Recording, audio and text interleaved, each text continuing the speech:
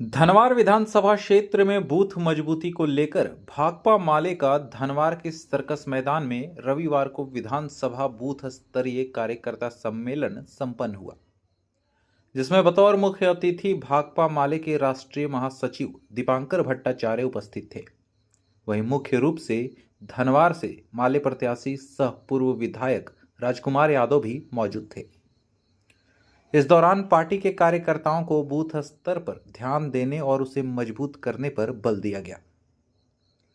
मौके पर दीपांकर भट्टाचार्य ने कहा कि यह चुनाव बेहद ही महत्वपूर्ण है। एक बार फिर राजकुमार यादव को विधानसभा में भेजना है। जनता का मूड यही बता रहा है। उन्होंने कार्यकर्ताओं से इस चुनाव में एक सिपाही की तरह बूथ पर तैयार रहकर अपने पक्ष में भी मत बढ़ाने की अपील की। वहीं राजकुमार यादव ने अपने विधायक काल की उपलब्धियां गिनाते हुए कहा कि यदि जनता उन्हें मौका देती है तो ढिबरा का मुद्दा, शिक्षा, स्वास्थ्य और रोजगार का मुद्दा विधानसभा में गूंजेगा। राजकुमार ने जनता से उन्हें फिर से एक बार मौका देने की अपील की है।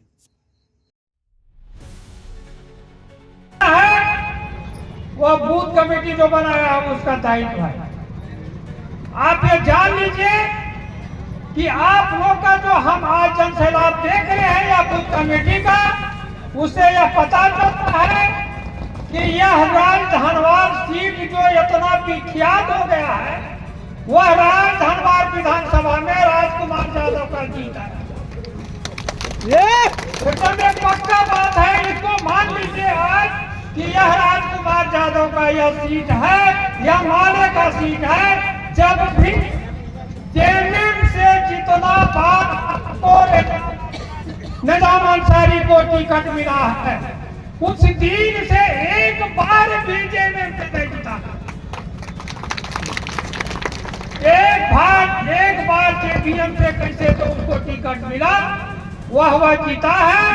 उसके बाद फिर आ गया है जेएमएम और जेएमएम में आकर के तिगड़मबाजी करके जो हमारा गठबंधन को राजकुमार यादव को जो टिकट मिलने वाला था, वह टिकट ले लिया है गठबंधन से निजाम अंसारी। निजाम अंसारी को भी औकात पता चल जाएगा राज धनवार में कि कौन कितने जा रहा है। ये आज कर लीजिए, आप लोग याद कर लीजिए। आप लोग राजकुमार यादव को जिताइएगा कि नहीं? राजकुमार यादव को जिताइएगा कि नहीं? जिंदाबाद जिंदाबाद जिंदाबाद, यादव जिंदाबाद जिंदाबाद जिंदाबाद। हमने इसको गोलबंद किया तो कायदे से बात तो ये होनी चाहिए थी गठबंधन के अंदर कि भाई ये जो वामपंथ की बड़ी ताकत है, इसके साथ एक ठीक से तालमेल हो। आपको पता है बिहार में हम गठबंधन में हैं। 2020 का विधानसभा का चुनाव हुआ, माले को लड़ने के लिए मिली सिर्फ 19 सीटें। सिर्फ 19 सीट हमें मिली। 19 लड़ करके हम लोग 12 सीट जीते। कांग्रेस को 70 सीट मिली थी लड़ने के लिए और 70 सीट लड़ करके कांग्रेस को 19 सीट जीती। और चुनाव के बाद लोग कहने लगे कि भाई बस माले को अगर कुछ और सीट मिली होती, 30 सीट अगर कम से कम माले को मिली होती, तो बिहार में नीतीश कुमार जी की सरकार हार जाती, तेजस्वी यादव की सरकार बन गई। ये पूरा बिहार का अफसोस था विधानसभा चुनाव में। अभी इस लोकसभा चुनाव में, इस लोकसभा आपसे हम ये अपील करेंगे कि एक एक बूथ पर आप जम के तैयारी करें। मतदान का प्रतिशत बढ़ाइए, मत का प्रतिशत बढ़ाइए। मतदान का प्रतिशत बढ़े और उस मतदान में हमारा मत का प्रतिशत बढ़े। हमने देखा जब हम लोग जीते थे उस समय हमें करीब 1/3 के आसपास वोट था, क्योंकि बाकी वोटों का थोड़ा विभाजन था। अभी इस बार जाहिर सी बात है कि बाबूलाल जी अलग थे, अब बाबूलाल जी बीजेपी में हैं, तो उधर बहुत कोई वोटों में विभाजन नहीं है। और इसीलिए आपको बिल्कुल टारगेट ये बनाना चाहिए कि हमें 50% वोट, 50% वोटों का बहुमत जीत करके यहाँ जीतना है। कम वोट से नहीं, कम वोट ला करके नहीं, 30, 35, 40% से नहीं, आपको बिल्कुल 50% वोट, और वोट आपका है लोगों में आपके प्रति राम रहीम है बलात्कार के दोषी बाकायदा, और उनको हर चुनाव से पहले, हरियाणा चुनाव से पहले देखा गया कि उनको जेल से छोड़ दिया गया। वो जेल में रहते कम है, जेल के बाहर ही ज्यादा रहते हैं, उनको छोड़ दिया जाता है। उनके बगैर कोई चुनाव नहीं होता है। हरियाणा में, पंजाब में, राजस्थान में कभी कोई चुनाव हो तो राम रहीम का बाहर आना भाजपा के लिए बहुत जरूरी है।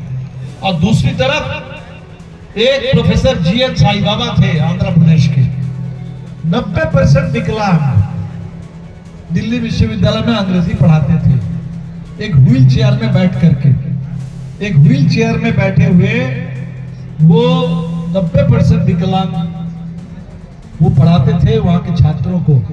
उनको कह दिया गया कि हिंदुस्तान के लिए सबसे बड़ा खतरा है, सबसे बड़ा खतरा, और उनको जेल में डाला गया झूठे इल्जाम लगा करके।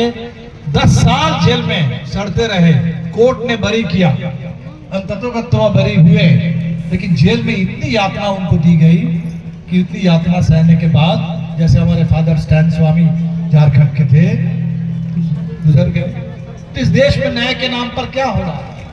हम लोग 2 दिन पहले बिहार में याद कर रहे थे हमारे काम, आज हम लोग के साथ हम लोग कर रहे हैं। और इसलिए 2019 में मैं हार गया। मेरा कसूर क्या था? मेरा कसूर यही था कि धनवार में 2 घंटा बिजली नहीं रहती थी। मैंने 3 दिन भूख हड़ताल करके बिजली ऑफिस में और रघुवर दास के कुर्सी को हिला करके कोडरमा से छोड़ा करके गिरिडीह से बिजली लाया और 18 से 20 घंटा बिजली मिलने लगा। ये मेरा कसूर था। मेरा कसूर यह था कि कोड़ाडी से झारखंड धाम का रोड बना दिया 24 किलोमीटर, जो चलने लायक नहीं था।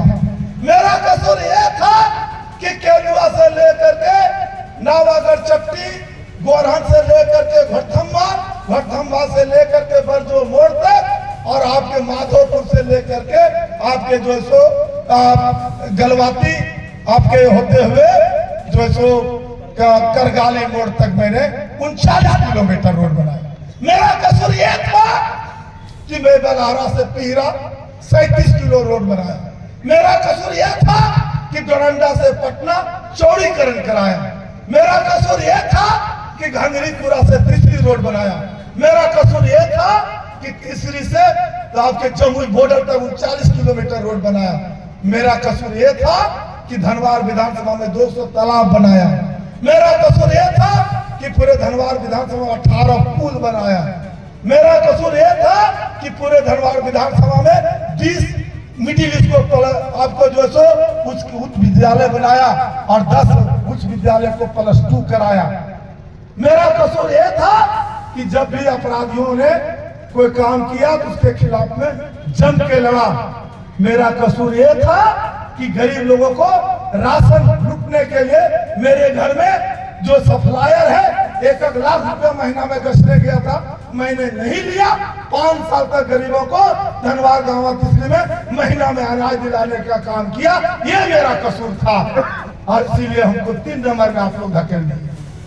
लेकिन जिन लोगों को आपने, जिस बाबूलाल मरांडी को आपने चुनाव जिताया, आज धनवार में क्या हो रहा है? 3 महीना बैकलॉग चल रहा है। आप अक्टूबर में साइन करेंगे, दिसंबर में अनाज मिलेगा। 3-3 महीना का अनाज गरीबों को लूट के खा गया। इसीलिए मैंने कहा कि हम सच्चाई के लिए लड़े, गरीबों के लिए लड़े, और हमारा कार्यकर्ता, हमारा नेता समझा नहीं पाया। आरईओ रोड बनाया, आपको आपके जो है सो आपके खास करके हरी मरवा टिम्बल की गागर को लोग लंका बोलता था। आपके अरखामों में मेरे श्रीलंका गांव है, वो भी लंके था। सब गांव को हमने जोड़ने का काम किया। हाँ, कुछ गांव रह गया, हमारा खरखरी में रह गया, कुछ बेहरवाबाद रह गया, मनसाडी रह गया। लेकिन हमने कहा था कि यदि 2019 में दोबारा चुनाव जीत गया तो 2024 में हम दिया बार के भी खोजेंगे कि कहीं रोड रहा तो नहीं मिलेगा।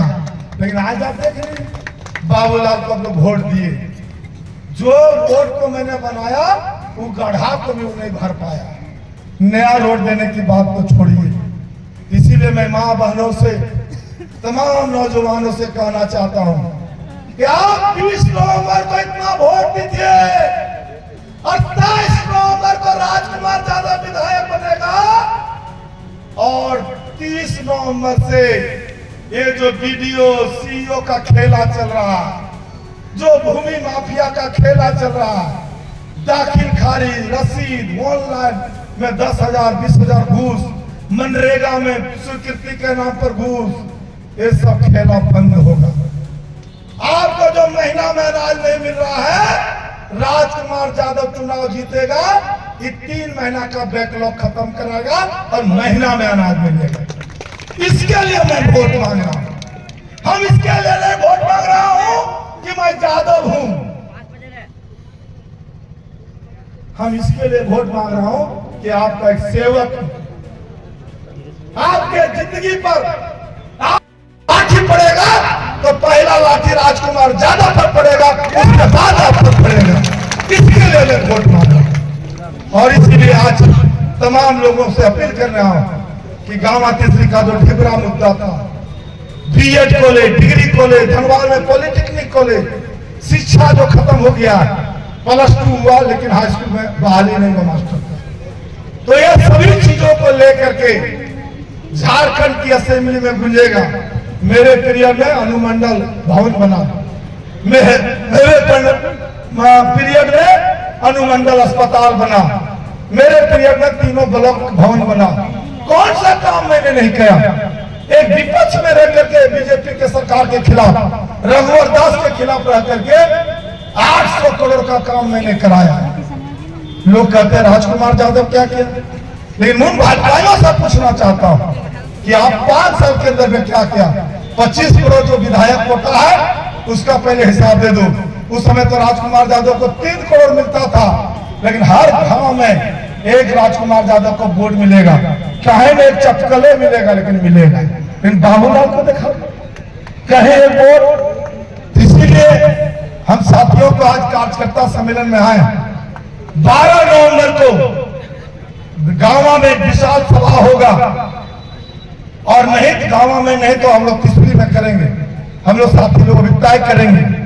और 17 नवंबर को पूरे धनबाद के कार्यकर्ता साथी सुन लीजिए कि एक इतना बड़ा रैली करना है कि जहाज चाहे अमित शाह के आवे चाहे जोगी जी के आवे, साफ जहाज को आपको जो है सो धूल में उड़ा देना है और जनता का धूल उड़ेगा। और इतना भारी आदमी आना है कि 17 तारीख को ही तय कर देगा कि 23 नवंबर का विधायक धनबाद का कौन होगा। और इसलिए आप सब लोग तैयार होइए। और जो हमारे दलित लोग हैं और हमारे कुछ जो लोग इधर उधर हो रहे हैं, आपको होने की जरूरत नहीं है। आपके मान सम्मान की लड़ाई अभी आप जानते हैं। हमारे जो जेएमएम के उम्मीदवार हैं, अफसोस के साथ कहना पड़ता है, कहना नहीं चाहिए, कहना पड़ता है। उनके गांव में ही एक चाची भतीजी जो मुस्लिम से नहाने गई थी, कोई कसूर नहीं था वो महिला का, उसको बेरहमी से टांगी से मार मार के उसको हत्या कर दिया गया। लेकिन उस परिवार को आज तक इंसाफ नहीं मिला। वो हाई कोर्ट तक भी इंसाफ के लिए लड़ रहा। यहाँ के एसडीओ, यहाँ के डीएसपी, एसपी, मुख्यमंत्री से मिला, नहीं मिला। लेकिन आपके जो उम्मीदवार हैं जेएमएम के, इस चाची भतीजी को लेकर के कभी नहीं जुबान खोला कि उनको इंसाफ मिलना चाहिए, चाहे हत्यारा कोई भी हो। हम इसलिए बात करना चाहते हैं। आप किसके लिए बात कर रहे हैं? लेकिन राजकुमार यादव कह रहा कभी चुनाव जीत गए तो उस चाची भतीजी के हत्या का भी जवाब झारखंड के सरकार से लेगा। चाहे हत्यारा जितना भी बड़ा हो वो आवाज उठेगा। इसी के लेकर के अंशु बरवाल, चंदन बरवाल की हत्यारा जो प्रभाकर मंडल और बाबा बहार है, उस परिवार को भी इंसाफ मिलेगा। इसीलिए मैं कहना चाहता हूं कि जो भी साथी, जो भी लोगों के अंदर में इधर उधर है, सब एकजुट होइए। अभी हमारे द्वारा भी कोई गलती हुआ है तो मैं आप सभी लोगों से माफी चाहता हूं और एक बार आप हमको मौका दीजिए। बहुत बहुत धन्यवाद।